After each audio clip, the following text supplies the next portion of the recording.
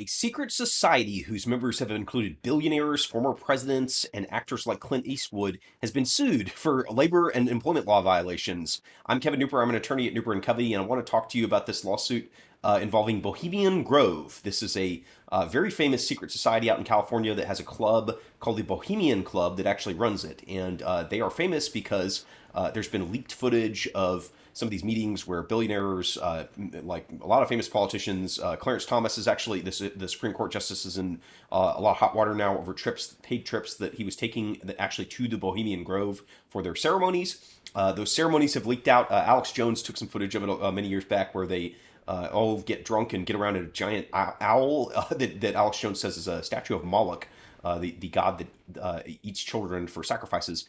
But they basically get around this owl. The Bohemian Grove members say that they're just a bunch of drunk frat boy type rich people who get plastered and go do like an old ceremony around this owl.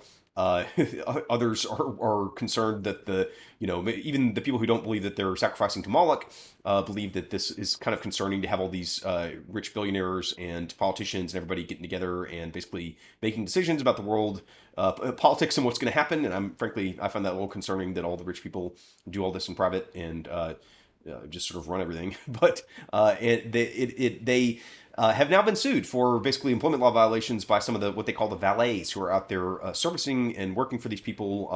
Looks like sort of on the clock, 24/7, not doing much for themselves and just hanging out, waiting on them hand and foot as they run around the owls getting drunk.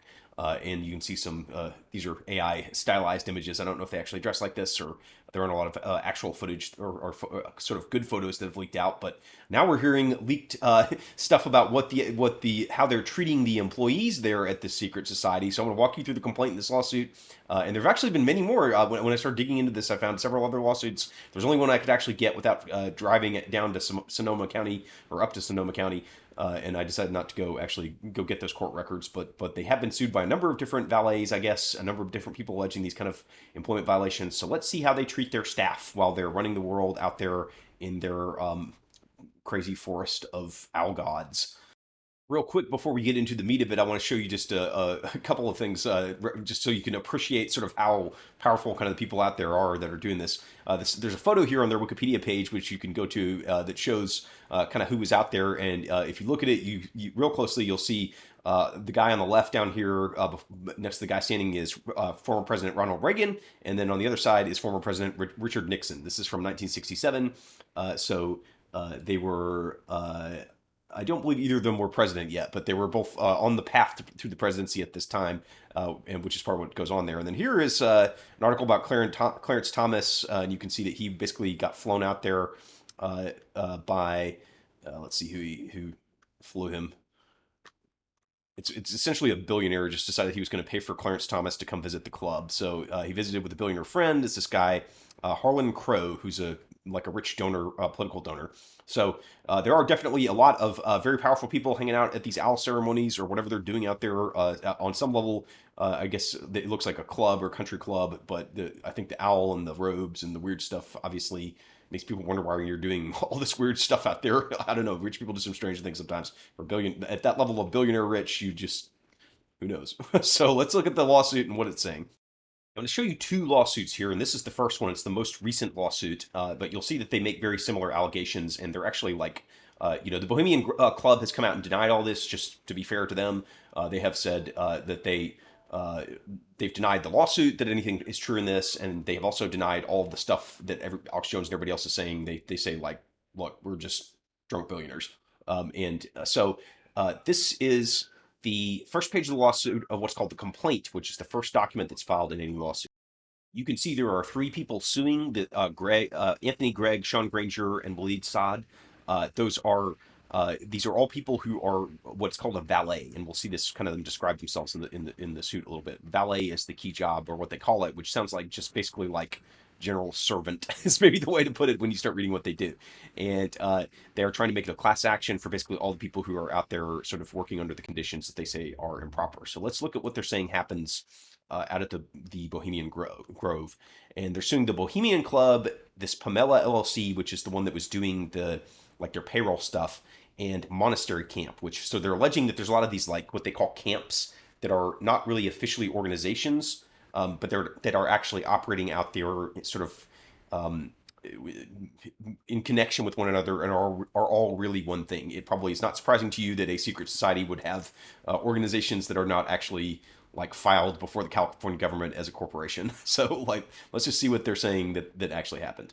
So they are saying that they basically violated all these labor laws, the California Labor Code, all like wage laws, like orders about how that they have to pay wages by not paying the minimum wage, by not paying overtime, by not paying for missed meals, by not paying for missed rest periods, by failing to maintain accurate employment records, and they're going to actually allege when we look further down that they were faked records, or that they kind of were forced to lie on their timesheets, and failing to pay the employees the amounts that were owed after at the end of their employment, like whenever you quit or got fired or whatever.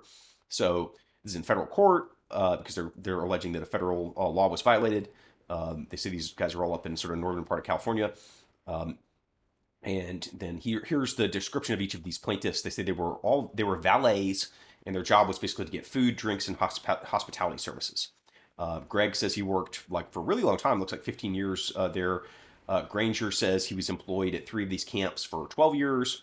And then Saad says that he worked at multiple camps, and then there was one at this monastery camp. He was working there for 7 years. So it looks like they worked there a very long time. That's not surprising because if you think about it, they really want to keep stuff that goes on there. Like even if this isn't nefarious, right? Even if there is no Moloch worship or child sacrifice or whatever, there certainly billionaires are very touchy about their private lives getting out, especially if they're all getting plastered. They don't want people to know like the details of that, and they don't want them to know all their stuff. They're all often very secretive, just in general. And this says that there was off the clock work that was performed that was not reported or paid on timesheets and was basically left unpaid or partially paid. There was under the table pay that they're kind of distinguishing between the two. That under the table is money that they were getting. These valets were getting directly from these sort of unincorporated camps, and that they did not get like payroll tax deductions. They didn't get workman's comp insurance on those. And they say that all of the valets there work 7 days a week, and they work 15 plus hours a day for the duration of these sort of camps that are being run. And Saad says that he worked entirely off the clock in 2022 and got 100% of their pay off, or him and another valet were getting like under the table pay. They say that they were told by the camp captains, which I guess are people sort of in charge of these little unincorporated camps, to not actually record their hours that were worked, but to only report 8 hours a day up to a maximum of 40, and then they would just sort of pay them under the table for the rest to circumvent like employment law. Which is something that happens, there are places to do this. Anyone that's ever worked at a restaurant knows that it does not take just a secret society to do stuff like this. It's very common in the hospitality industry for people to do this. It doesn't even necessarily mean that the sort of robed secret society members would even know about it, right? Like they probably don't care or look at the details of how their servants are being forced to run around. A lot of those type of people, they are kind of tools, things rather than people sometimes, and so would not surprise me if a lot of the members didn't even know what was going on, but that doesn't really excuse this in terms of like should Bohemian Club have to pay for this or stop doing it, and it sounds like they've been accused of it for a long time and have not stopped doing it. So they allege basically that these guys, the Bohemian Club sort of events and things like that, and the camps that they run, the Bohemian Grove camps, are the reason why all these sort of members maintain their membership with the Bohemian Club. The difference between those two, if you don't sort of know or aren't an expert on secret societies, and I wasn't either, is that Bohemian Grove is kind of the name, I think, of the area. Like they have like a big, like a set of a land, like land out there that's forested where they do all this stuff. And it's also the name of kind of the camps that they're running in general. The Bohemian Club is like the country club type entity that runs all of it. And so this kind of describes that a little bit. It says that they operate all this stuff as a joint venture, which just means that they're working together sort of in an unofficial joint operation. And that's like a legal phrase. It says that Bohemian Club, their operations migrate from San Francisco to Monte Rio, which is where this Bohemian Grove is, every summer from the club's 3 major annual events: Spring Jinx, Spring Picnic, and Summer Encampment. And this says the payments, when the Bohemian Club members make a payment to the club, that entitles them and their guests to attend these events at the Bohemian Grove. The plaintiffs are alleging that Bohemian Club receives payments from each individual camp for the items and services that camp attendees use during the club events. Finances from the Bohemian Club and the camps are highly intertwined, which means sort of joined together so you can't separate them. And it says that Bohemian Club directly financially benefits from the services that are being provided by the defendant monastery camp and by the other Bohemian Grove camps.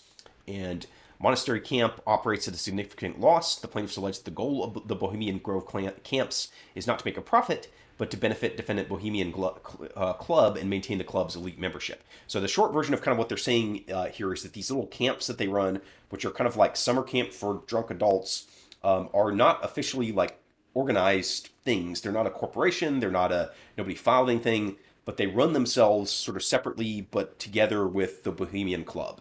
So the idea, what they're trying to show here is essentially that even though they're like off the books employees for these things going on out there, all of this is really one thing, according to the plaintiffs. And really, what they're saying is they should have all been on the books, even though maybe they're sort of in name working for this, unorganized camp. They really are working for Bohemian Club, which is the filed, organized California entity that runs all this stuff.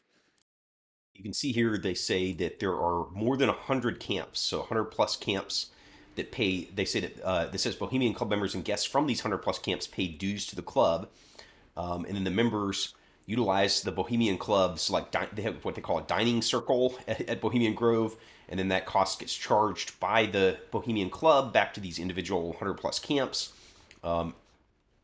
This says the plaintiffs are saying that when a Bohemian Grove camp member has a guest at their camp, the camp charges a quote guest fee, approximately $900 for a weekend day, $250 for weekdays. So this is kind of an expensive hotel type fee from this, and then which I guess if you're paying for all these valets, then or not paying for the valets, maybe like it adds up. And it says the fee is charged by the camps, but 100% goes to defendant Bohemian Club. And the Bohemian Grove campus is split into more than 100 camps. Each camp has one or more camp captains that are in charge of food, drinks, accommodation, and finances at their camp. And this says plaintiffs allege that the defendant monastery camp, which is the one they're suing, is not incorporated as a business, but it is as an unincorporated association of gentlemen. So this does kind of sound like, the secret societies or whatever that run at like Yale. They have like all these different secret societies going on, and they're not really like, they can, any secret society can just be people, right? So, or a summer camp can just be people. And so they don't, like this says, they're not business or legal entities, but they still rely on these employees. It says the plaintiffs and other valets work for unincorporated Bohemian Club camps. Those camps collect hundreds of thousands of dollars in member fees and hire, fire, pay, and dictate nearly every aspect of their valet's employment.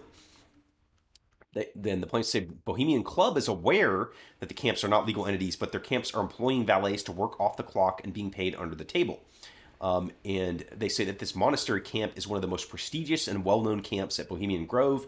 Monastery camp attendees include Bohemian Club members that are executives of Fortune 500 companies and prominent government officials. So, why are they trying to do this? Why do they need to say that these camps are really part of Bohemian Club? Well, because you've got to have someone to sue. So when you're suing for an employment violation, and if they really are kind of being run by the Bohemian Club, or all of this is really not following sort of legal formalities, then the Bohemian Club would be liable for like the actions of these camps if there are no sort of like formal, to keep your corporate protections, you have to follow corporate formalities. You have to like do contracts for stuff like this. You have to, if Bohemian Club is interacting with this camp being run by the members of the Bohemian Club, and Bohemian Club is doing all these services for the camp, when everyone in the camp is a member of the Bohemian Club and Bohemian Club is letting them operate on its land, it is very hard to dodge liability in that kind of scenario. And that's what the plaintiffs are trying to do, is put the liability on someone who can pay, because you don't want to sue someone who can't pay. And this says, or who doesn't exist, I guess is maybe the worst way to do it. So then this says that the Bohemian Club has a treasurer who is William Bill Dawson. So Mr. Dawson is so a treasurer of the club, which is the incorporated entity, but also the captain of the monastery camp. So the same guy sort of has these two hats on, secret society hats, and he's the captain of the camp, but also running the money for the club. They say this Dawson guy personally directed them to falsify payroll records and work off the clock. So that would be very illegal to do that. really very sort of trashy behavior, I would say personally. Like if you're ordering your employees to like fake their time records or fake their records, any payroll records, whatever for their time when they're supposed to be paid hourly, that's a big no no. And it hurts the employees. It's something that it's sort of like if you guys are billionaires, can't you just kind of pay people? But that's not how billionaires work sometimes. It's not how they get to be billionaires sometimes. This says defendants camp valets fit into two categories. There's camps that use what they call bulk staffing, which I think is a staffing agency, and then camps that utilize another unnamed catering and hospitality service. And the plaintiffs say that Bohemian Club is aware that many camps do not use bulk staffing and have extra employment terms and conditions for camps not using bulk staffing. So they're kind of saying like, look, this club knew that these guys, a lot of them were sort of doing their own under the table hiring, not using like this bulk staffing, which apparently they say the majority of the club camps are using that for their services for the valets. And they say Bohemian Club exercises greater control over essential terms and conditions of employment for the camps that choose not to use bulk staffing. So camps that do not use bulk staffing must seek approval from Bohemian Club regarding who can work for the camps to provide their catering hospitality services. Bohemian Club governs the manner of work performed by the camp valets. Bohemian Club vets class members because the camps include many high-profile attendees. Due to the high-profile guests and potential for public scrutiny, Bohemian Club carefully monitors and places conditions on who is employed at each camp. Again, this is all about showing control. If Bohemian Club controls the employment, then they're really kind of the employer and they're responsible for all this if it happened. And again, these are all allegations, but this is what they're saying. The plaintiffs are saying that Bohemian Club's general manager requires that each camp not using bulk staffing must send payroll documents to the club in order for the valet to be approved to work at a camp. And it would be surprising for people, for like just saying this sort of like common sense. Like I would be very, very surprised if the Bohemian Club does not know like who's out there and does not know kind of what's going on their own campus, given the nature of what they're doing. Like it would surprise me if they didn't know kind of like who's being employed there because of what these guys are saying that they want to keep this secrecy. Um, this says that Bohemian Club requires camps to send the club's general manager payroll forms in order to run background checks and vet all these valets. It says that the defendants' attorneys, it didn't say which defendants, but the attorneys offer guidance for the camps on how to adhere to California labor laws. They're saying that these camp captains got emails in 2021 with labor law guidance for the camps that weren't using the staffing agency. Then it says that Bohemian Club's captains for camps that weren't using bulk staffing received an email on May 19th, 2021, stating, "Dear Camp Captain, this communication is for camps that are not using Bolt. If you are going to use a catering company or other business entity through some company other than Bolt, we understand you will need to demonstrate compliance." And then they say that this Dawson guy told them that that some other company called Pomela LLC would be running payroll for the monastery camp, and that Pomela already provides valets to other Bohemian Grove camps. So I guess this Dawson he wasn't using the main Bolt staffing, but he had his own kind of payroll thing that a lot of the other camps were using to sort of handle their valets. They're alleging that Bohemian Club micromanages the work and the non-work hours for the class members. Bohemian Club governs the means, manner, and methods of work for these valets. I guess they say they have rules for contractors and camp employees. That they can't, like a camp employee, another contractor may not work in or visit the camp of a member who is a blood relative. So I guess if you happen to be related to one of these like Bohemian Club members, you can't like work in the same camp in them. I guess it's sort of gauche for a rich person to have one of their relatives serving them or serving other people. That's what it sounds like from this anyway. The camp employees and other contractors may use Civic Center phones on a limited basis, either before 9 a.m. or after 9 p.m. Conversations must not exceed 5 minutes in duration, and camp employees must give priority to member and guest usage of the phones. So I guess you get 5 minutes of phone call. You're kind of like prison rules for the phone while you're out there, which they probably don't want people. I mean, they have had security breaches, so they don't want someone dialing up Alex Jones being like, "I found the Moloch again," or whatever. Like, here's where he is. So then they've got, and there probably are people who like literally would, if they could are trying to infiltrate them. I will say that probably does happen too. Not paranoid, although maybe a little paranoid. And they say that Bohemian Club micromanages the terms and conditions for the valets. They control the compensation they can receive. They prohibit tips, which is again like for the service industry, I'm sure anyone who has worked as a waiter or something like that will not be happy to hear you can't get tips out here. The rich people cannot tip you, and then I guess the Bohemian Club also has rules that prohibits them from attending rehearsals, plays, speeches, or performances. So the valets cannot go out to any of these like uh, owl god statue things that they're doing, and they can't go to like I think some of the they have had speeches from like famous like presidents or people like Clarence Thomas who they probably want to keep private because of the things that they might be saying. They might be a little more open in front of the billionaires than they are in front of the public, which again is something where if you actually like step back and sort of look at like is this stuff okay, um, it is a little anti-democratic to be having our public officials go out to a weird camp of rich people and give speeches that are not public because they don't want to say what they really think in front of the rest of us. So that I don't know. Then they say that this monastery camp, the sort of unofficial thing, was working with this Pamela LLC, and then the owner of this company, Micah Talmore, operates or owns Pamela LLC, and Pamela has two different methods of paying employees. And I will say this Micah Talmore comes off later in this complaint. They basically are suggesting this person is kind of like doesn't know about what's going on, and so there's some tea later on about how they're trying to hide things from Mr. Talmore, or I think it's Mr. Talmore. Um, just correct myself real quick. That's actually I went and looked. It's a Miss Talmore. She is a restaurateur, so she's kind of like a chef like a celebrity type chef who from Israel who I guess they use to provide a lot of like services because she's up in the area and apparently is very good. And apparently even the plaintiffs like her because they're not saying that she did anything and saying that she didn't have any idea this stuff was happening.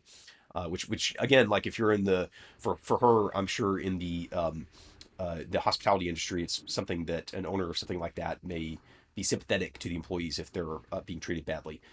If certainly if they're a good person, but there is nothing bad about her in here. So they say that that the plaintiffs were sort of directed by this Dawson guy to submit false timesheets to Pamela LLC, that's Ms. Talmore's company, showing 8.0 regular hours, but not to include any overtime.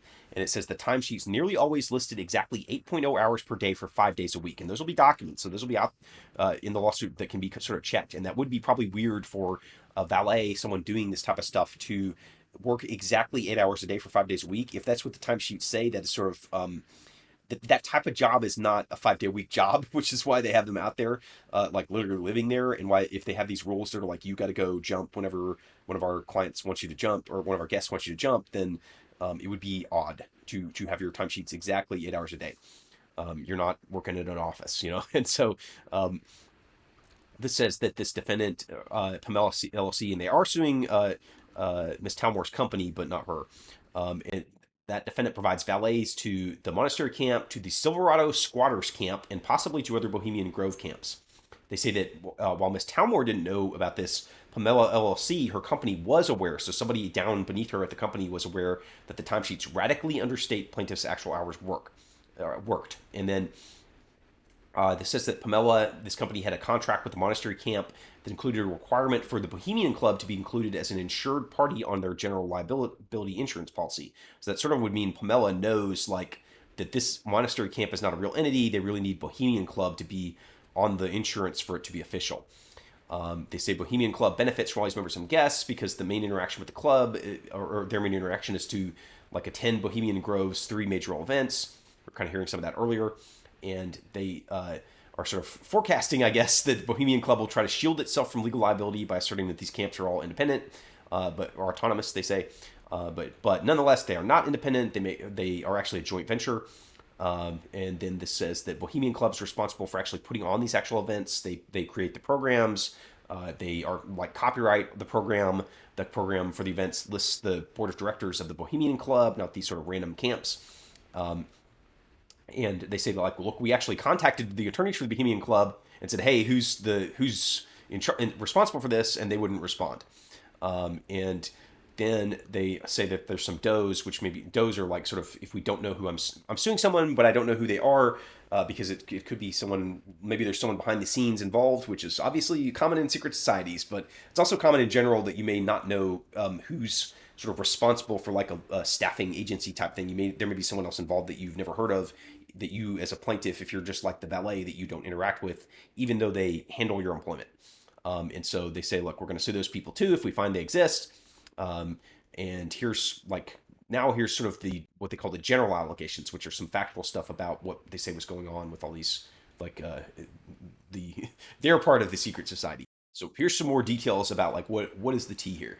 So they say that basically in 2018, this camp that the monastery camp that sort of doesn't really exist has no like option for payroll processing, so they're all paying them. All the valets are being paid under the table. They say that they in 2019 this monastery camp starts looking for a company to actually do this. And this treasurer guy, Dawson, reaches out to a camp member who owns an automobile racing company. So that's kind of people I guess you meet down at Bohemian Grove. They say that Dawson asked this owner of the racing company if he could process the camp's payroll through the racing company's payroll system. So all these valets at the Bohemian Grove camp in California would then be like race car company employees. When they say initially the race car company owner agreed to do this and hire the employees and put the payroll, but then he sort of I guess thinks better of it and declines. But that is a little shady, like if that happened. Then they say that in April 2019, Dawson brings in Pamela LLC, which is the chef's company. And so now that's a little more legit that you'd be working for a chef if you're a valet. And it says they're already, because they're probably like likely doing like catering out there would be my guess. Race car driving out there, probably not. And then they say Pamela was already providing valets for at least one other camp, the Silverado Squatters. And that what they're doing, I do not know. I hope that I don't know. And then Pamela hired, they say in quotes, the same four valets that in 2018 were being paid 100% under the table by the monastery camp. So they go from under the table to now they're working for this random chef that they've never worked for. They say that all the defendants are aware that they're working off the clock. And then one of the plaintiffs, Greg, says that he texted this Dawson guy and says, when the valets filled out their time cards, I had them write in only short days. She, Talmor, the chef, asked if our schedule changed, and I said yes. We did work 15 to 17 hours a day happily, but I feel that Talmor doesn't need to know this. This will only encourage her to continue to push for another valet and increase the tax burden. So, Greb, who's one of the plaintiffs, and I think the reason he's sort of like um, minioning a little is that he's kind of supervising one of the other valets, or maybe is like kind of the head of a group of valets. And so basically, they're saying that, like, look, if Chef Talmor finds out, she's not going to let us work 17 hours a day. She's going to like force you guys to hire another valet, and then you're going to have to pay more taxes, which probably is what should have happened, is not having these people work 17 hours a day, but it should have had them like, pay their taxes. They say in 2020 that this monastery camp was canceled due to COVID, and then in 2021 the defendants start working together to come up with more methods to avoid paying payroll taxes and overtime. They say Bohemian Club like sort of controlled all that, which Dawson is like their treasurer, and then they say that Bohemian Club's general manager asked Treasurer Dawson to provide payroll forms for each valet not employed through Bolt Staffing as a condition of their employment. And then Bohemian Club required all the valets to be vaccinated against COVID-19 in order to work for a camp. And then in May 2021, it says there was an email from Greg, who's one of the plaintiffs, to Dawson, the treasurer, and Greg says he wrote, I appreciate Talmor thinking about the California Labor Code. However, Granger, which is one of the other plaintiffs, worked 21 days in a row in 2019 without a day off, and it wasn't an issue. Payroll was processed through Talmor, and we reported a pass sniff test amount of overtime, which Talmor didn't question. So he's saying that basically that they'd had this incident where Talmor's asking them about the California Labor Code, so apparently she wants to comply with it, and they had actually been violating it by having this guy work 21 days in a row with no days off or whatever. And if they're working 17 hours a day, 21 days in a row, that is a lot of time. But then they process through it anyway, and they like when he says reported a pass sniff test amount of overtime, I'm interpreting that as saying like, okay, she knew that they were doing some overtime, so to keep her off the smell of this, they like faked up some overtime just so it would look like, oh, hey, we are actually reporting our overtime. Then it says that Greg texted a camp captain and said, I just don't want to lose valets mid-season because they're working so much without knowing what they're getting into. And then this camp captain replies to him and states that all pay for one valet would be under the table. So that would kind of show the knowledge of the camp captains. These people who are like the camp captains are going to be kind of like club members who are running their own little you know, club within a club. And so that guy for sure would know that they were like overworking these people. And then this says that all these camp captains, the members, the guests, everybody's aware that the valets are working almost nonstop. A 2021 guide to the monastery camp explains how the camp works. It includes highly irreverent comical biographies of each camp guest. The guide states that plaintiff's job, which is basically these valets, the valet's job is to feed us morning, noon, and night. So essentially, they were sort of joking in their like guide to the camp that the valets are servants is a nice word that I will use for that, and I can think of another word that starts with an S that maybe would describe it.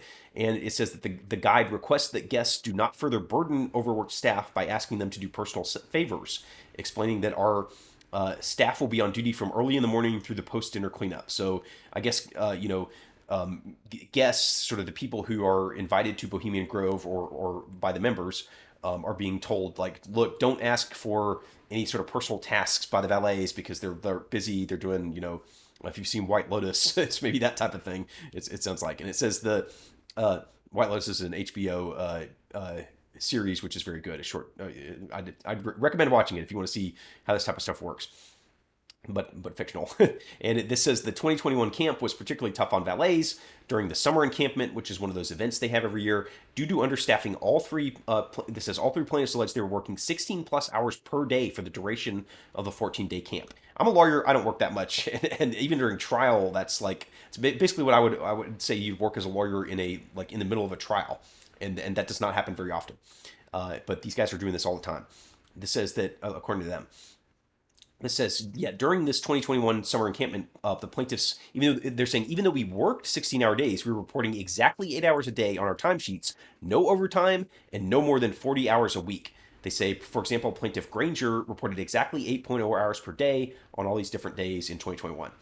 And they said in 2021, each plaintiff typically reported identical start times as each other, exactly 60-minute lunch times, and the same end time each day, which also would be kind of a big red flag with this type of event, this type of guest, and the things they're saying in that guidebook to their camp that probably think those would not be accurate records.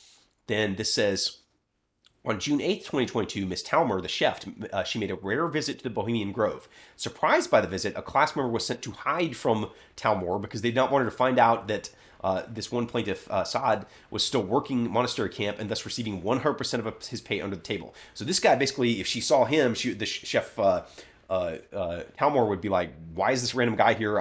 Like he's not supposed to even be here at all." And they feared that she would discover that work and realize that he wasn't the only one, that there were valets working without kind of any workers' compensation coverage, which is bad, especially if they get injured.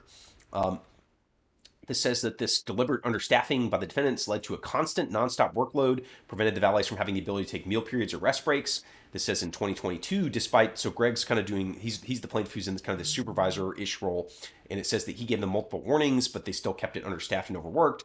For this Spring Jinx Burgundy lunch, he says that the four valets worked nonstop for 18 hours, providing a 2-course lunch and dinner to 90 guests. 4 people doing 90 guests is a lot for 2-course lunch and dinner.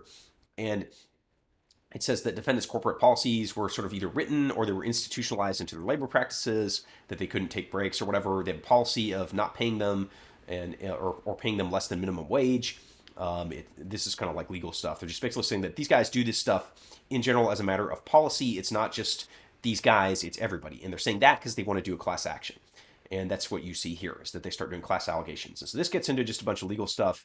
Unless you care about employment law, this is all just law about this, about like all the different codes they're violating, but it's all just sort of legal stuff. And then they just say, here's this. And you can see that this guy, they're signing like consent to join the class action, which is just for labor under this specific law. It looks like they have to sign this. So this is the lawsuit that was recently filed. Now, I want to show you real quick this lawsuit I found from 2014. I won't go into as much detail on this one, but just to show you what other people have said who are also valets at these camps. So this lawsuit was filed, you can see May 21st, 2014. So that is, 8 years before this other one, or 9 years, 6 plus 3. Yeah, 9 years. My attorneys don't do math. Gelsinger, David Gelsinger is the name of the guy doing it. You can see he's suing Bohemian Club, but he's also suing a different one of those camps, the Medicine Lodge camp. And then it's you can see that it's a lot of these similar employment laws. And what does he say about what these valets had to do? He says he worked as a seasonal valet from May 2008 until September 2013. So he worked there for 5 years. Um, he said again, he for medicine lodge, he's like it's an entity, but the form's unknown. So he's saying the same thing about like these are just sort of like informal camps. He says plaintiffs informed believe that Medicine Lodge was a division, trade name, or a pseudonym for Bohemian Club. So it does look like he's supporting them on that allegation as well. Um, here's what he says about kind of what happened to him. He says that there was a Grove Committee, which is a body that from the Bohemian Club that has jurisdiction over the valets. That the club prescribes, that means just orders, like or controls the dress, the badges, the insignia for the valets. So I guess they control like their uniforms. That there were captains. So again, they're talking about these captains of the camp were required to keep order in their respective regiments. So it's a little bit of military language by enforcing the Bohemian Club rules on the valets. It says the Bohemian Club could fire the valets, and the Medicine Lodge actually couldn't. This club, or not club, camp, the Medicine Lodge camp could not fire a valet without first notifying the club, which meant that the club sort of would be in charge, according to this guy. He says that this operations supervisor and these other members were making regular visits to the camp, and that they had a guard from the club specifically assigned to supervise the valets when they were anywhere when the time they were on Bohemian Grove, which is actually again not surprising, but it would mean that Bohemian Club is sort of in trouble legally in terms of like controlling them. So plaintiffs in this case, Gelsinger, this different guy, he says he was a valet. His job duties consisted primarily of acting as a housekeeper, groundskeeper, waiter, busser, and bartender for approximately 25 Medicine Lodge Club camp members and their many family or friends, family, and guests. And so he's saying he's doing all this stuff, like that's a lot of different jobs. And he says that his primary job duties, over 50% of his work time were manual labor. He spent much of his time doing physically strenuous work, including heavy lifting and cleaning. He's moving wine cases, chairs, tables, beer kegs, just dragging stuff around, building fires, cooking meals, stocking fridges, delivering newspapers, making coffee, serving cocktails, washing dishes, scrubbing floors, laundry, and made beds. So servant is maybe the way to put it, like sort of the classic rich person servant that you see on TV.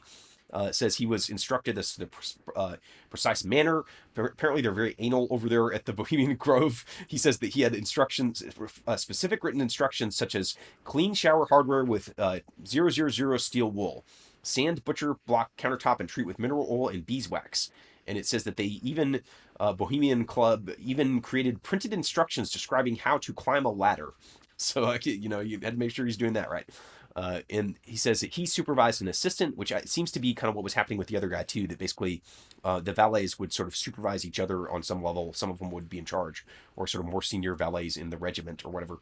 Um, he says he worked the same the Jinx retreat, the Midsummer encampment, and these two picnics. He says that he typically worked between 1 and 5 prep days for each of these events, and then after them he would work between 1 and 3 cleanup days. He did not have any days off while the events were in session. Same thing the other guys are saying. He's saying that he was expected to be available all the time, and he was considered on duty 24 hours a day. Again, not surprising for these type of employees for these type of sort of very very rich people. Says that he was paid an hourly rate of $20 to $22 an hour, which is above minimum wage back then for the prep days. And he said he worked overtime, and he was never paid his time and a half that he's supposed to get for the overtime. He says that during the event he was only paid a flat $250 a day and $300 a day in 2013. So I guess he got a little raise. And he got a non-discretionary, which means they didn't have to give it, a gratuity bonus, which was like kind of a 18 to 25% tip thing essentially. But it doesn't look like it was coming from the actual people there. So that's all. This is sort of consistent so far with what the other guys are saying. He says he worked 24-hour back-to-back shifts in between 2008 and 2013 for up to 4 weeks at a time. But again, he never got overtime. He didn't receive any sort of premium compensation. He was while he wasn't explicitly required to like live on their Bohemian Grove area, he was given a bedroom and was told that he should be available at all times, which would sort of force him to be there. He was not allowed to ride bicycles. He was threatened with termination for riding a bicycle. He was not allowed to use a cell phone or other electronic devices. He was not allowed to sunbathe or loiter, like hang around where the club members could see him. And he says he did not have any agreement with them, but he slept like scant, which means very few irregular hours. And his sleep was interrupted because he kept being required to like attend to emergencies at the camp. and he was not given 30 minutes, his 30-minute meal break periods. He wasn't, basically, he was not, and this is kind of key because it's the same thing. He was not told to maintain a record of his hours worked, which would mean they couldn't be in compliance with employment law if they weren't taking records. And he was never they never told him, hey, you could get overtime or you're entitled to it or all that stuff. So that's just a short look at what another person was saying about this. It very much seems to support what these other three people are saying. So is the Bohemian Grove or Bohemian Club, are these guys in trouble on this? It does kind of look like it. I will say, like, I don't think that you would see these lawsuits from completely separate people under such a long period of time. And again, there are those many other lawsuits that I did not go look at, which all appeared to be employee lawsuits as well. I'm not surprised to see billionaires treating their employees badly. I will say, like, yes, your secret owl ceremonies do have to follow California employment law. If you have valets running around giving you the, like, setting up the fires and creating the child sacrifice or whatever they're doing, like, even if that's what they were doing, and I joke when I say that, but you would actually legally have to pay for your valet to put up the kid. It would be a violation of law to sacrifice the child and a violation to not pay overtime for the valet who's doing it. But even if this is just a bunch of drunk rich people getting drunk with a bunch of rich politicians and powerful politicians and deciding the policy of our entire world without us watching, they do have to follow these California laws, and they will probably get in trouble for this. So we'll follow this, and the problem for them is, I think this probably settles, because if it doesn't, the discovery process would reveal to us a lot about what these owl people are doing out there in the forest, and they absolutely do not want that. If you want to see more videos about lawsuits like this, hit subscribe or hit one of the end cards, and you can see another video about some other crazy lawsuit going on.